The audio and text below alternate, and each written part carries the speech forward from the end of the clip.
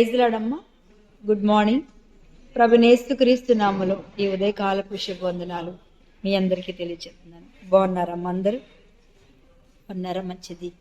దేవుడు నిజంగా మనందరికీ తోడుగా ఉండి బాగున్నందుకు దేవునికి మహిమ కలుగును గాక.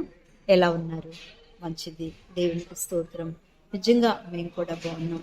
దేవుడు తలంచుకుంటే మన జీవితంలో అన్ని కష్టాలు వచ్చినా మేలు తప్పకుండా చేస్తాడు. మాకు నిన్నటికి మన కోతకాలం పండుగ జరిగింది. నిజంగా ఆ పండుగలో దేవుడు 1200 మంది దేవుని సన్నిధికి రాగలిగారు.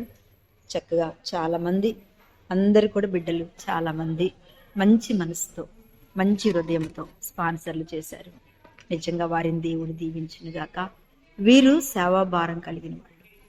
వీళ్ళందరూ దేవునికి సమీపంగా ఉన్నవారు.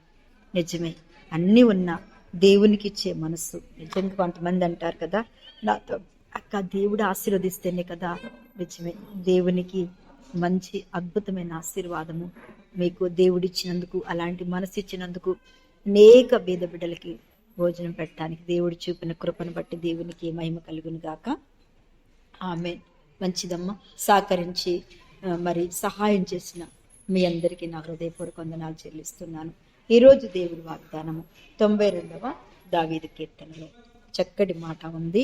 ఏంటంటే మరి 12వ వచనం, నీతిమంతులు ఖర్జూర వృక్షం వల్లే ఎదుగుతారు, లెబానోను మీద దేవదారు వృక్షం వల్లే వారు ఎదుగుతారు. యెహోవా మందిరంలో నాటబడిన వారే, వారు మన దేవుని ఆవరణంలో వర్తిల్లుతారు. చూసారండి ఎంత చక్కటి మాట. నీతిమంతులు ఏం చేస్తారట? దేవుని ఖర్జూర వృక్షం వల్లే మొవ వేస్తారు. అవును దేవుని బిడ్డలారా, 1వ అధ్యాయంలో కూడా ఉంది కదా కీర్తనలు, యెహోవా యందు అందులో ఆకువాడగా ఏంటంట, తన కాలం ఎందు ఫలమిచ్చే చెట్టు వలె మీరు ఉండేదరు అన్నట్టు కదండి. ఎంత అద్భుతమైన, ఎక్కడంట నీటి వాగు దగ్గర, నీటి ఉరవడ దగ్గర ఉన్నప్పుడు ఏం జరుగుతుందంటే అద్భుతమైన ఆశీర్వాదం, అద్భుతమైన కృప. ఎందుకంటే వారు ఎప్పుడు పచ్చని ఒలీవ మొక్కలే ఉంటారట. దేవునితో ఎప్పుడైతే ఆనుకొని ఉంటారో, దేవునితో ఆనుకున్న ప్రతి బిడ్డ జీవితంలో వారు నీతిమంతులే. వారు ఖర్జూర వృక్షం వలె చిగురు వేస్తూనే ఉంటారు. వారు ఖర్జూర వృక్షం వలె దేవుని సన్నిధిలో ఎదుగుతూనే ఉంటారు. దేవునికి మహిమ కలుగును గాక. స్తోత్రం. హల్లెలూయా. చెప్పండి. దేవుని సన్నిధిలో ఎదుగుతారు, దేవుని సన్నిధిలో వర్ధిల్లుతారు, దేవుని సన్నిధిలో బహు దీవెనలు వారు పొందుకుంటారు అని చెప్తూ ఆయన అంటున్నాడు, యెహోవా మందిరంలో నాటబడిన వారై. ఎక్కడ నాటబడతారట? యెహోవా మందిరంలో నాటబడిన వారై. వారు ఏం చేస్తారంటే, వారు దేవుని మందిరంలో ఇంకేం చేస్తారు? ఆవరణంలో వర్ధిల్లుతారు. నిజంగా దేవుని యొక్క సన్నిధానం. దీని మీద ఒక పాట కూడా ఉంది కదా. నిజంగా మందిరాన్ని ప్రేమించేవారు, మందిరపు ద్వారాలు తెరిచేవారు, మందిరమును ప్రేమించేవారు నీతిమంతులు. నీతిమంతులైతే అస్సలు ఇళ్లలో ఉండరు. నీతిమంతులైతే ఖాళీగా కూర్చోరు. నిజంగా నీతిమంతుడైన యేసు ప్రభుని పోలి నడుస్తారు వాళ్ళు. అందుకే అన్నాడు, నీతిమంతులు ఖర్జూర వృక్షం వలె మొవ వేస్తారు. ఆమె ఖర్జూర వృక్షానికి ఎప్పటికప్పుడు అది పంటేస్తూనే ఉంటుంది, ఎప్పటికప్పుడు ఫలాలు ఇస్తూనే ఉంటుంది, ఎప్పటికప్పుడు కృతజ్ఞత చెల్లిస్తూనే ఉంటుంది, ఎప్పటికప్పుడు ఆత్మలో ఎదుగుతారు, ఆశీర్వాదంలో ఎదుగుతారు, దేవుని యొక్క సన్నిధిలో ఎదుగుతారు. తర్వాత ఇంకేంటంట, ఆస్తైశ్వర్యంలో ఎదుగుతారు, కుటుంబంలో ఎదుగుతారు, కుటుంబ జీవితంలో కూడా వారు ఎదుగుతూ వర్ధిల్లుతారు. కదా, భక్తిహీనులు వర్ధిల్లుతారు అన్నారు. కానీ సమయం వచ్చినప్పుడు సాయంకాలానికి వాళ్ళు వాడిపోతారు. ఎంత అద్భుతమైన కదా కృప. దేవునికి స్తోత్రం. దేవుని బిడ్డ, మన జీవితంలో ప్రభు మనకిస్తున్న కృప ఏంటంటే వర్ధిల్లుతాం. ఆమేన్.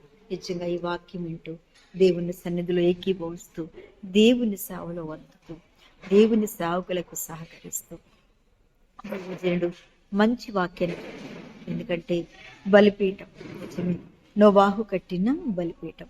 బలిపీఠమే మనలోకి రావాలి. బలిపీఠము మనమై ఉన్నప్పుడు దేవుడు ఏం చేస్తాడట? అద్భుతమైన కృప, అద్భుతమైన ఆశీర్వాదాన్ని, ప్రభు ఇస్తాడు. నీకు బలిపీఠం ఉందా? ఒక దగ్గరికి వెళ్తున్నావా? బలిపీఠం దగ్గర మోకరిస్తున్నావా? ఒక సమయంలో ప్రభువుని స్తుతిస్తున్నావా? నువ్వే బాధ వచ్చినా, వేదన వచ్చినా, సమస్య వచ్చినా, కన్నీరు వచ్చినా, ఏది వచ్చినా నీవు ఏర్పాటు చేసుకున్న ఆ బలిపీఠం దగ్గరికి వెళ్ళి కదా దేవునికి స్తోత్రం. ఆ బలిపీఠం దగ్గరికి వెళ్ళి మోకరించి నిన్ను అతిగా ప్రేమిస్తున్న నీ దేవుడైనా, నిన్ను అతిగా ఏంటి నీకు సహాయం చేస్తున్న నీ ప్రభువైన యేసయ్య దగ్గరికి వచ్చి ఆయన్ని ప్రేమించినట్టయితే తప్పకుండా ఆయన అద్భుతమైన కార్యం, తప్పకుండా ఆయన ఆశ్చర్యమైన కార్యం, తప్పకుండా ఆయన కృప కలిగిన కార్యాన్ని నీవు చేయబోతున్నావు. ఆమేన్. హల్లెలూయా. దేవునికి మహిమ కలుగును గాక. వాక్యం వింటున్న మీ అందరి జీవితాలలో దేవుడు గొప్ప అద్భుతమైన ఆశ్చర్యమైన కార్యమును దేవుడు జరిగించి దీవించును గాక. ఆమేన్. హల్లెలూయా. మంచిది.